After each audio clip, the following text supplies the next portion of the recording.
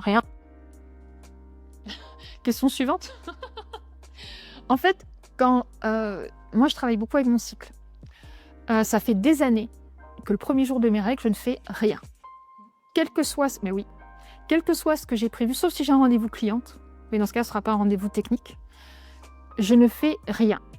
Si j'ai des choses de prévues, je vais les reporter.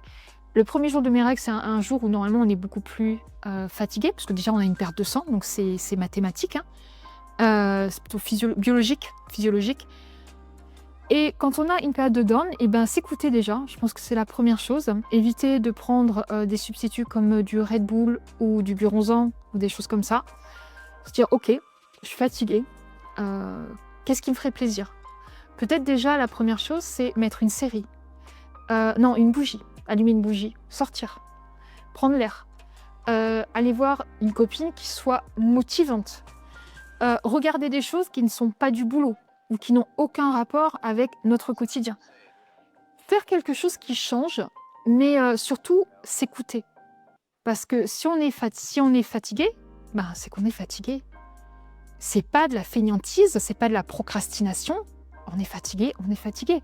Si ça dure plusieurs jours, ben là peut-être aller voir un médecin, peut-être prendre des compléments alimentaires, peut-être prendre de la shawanga ou du Leonman ou de la crinière de lion ou des choses comme ça, du L-caséide.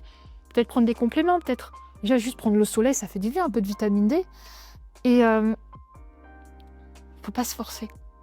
On n'est pas des feignantes. Quand on est fatigué, on est fatigué. Et notre cerveau ne nous trompe pas.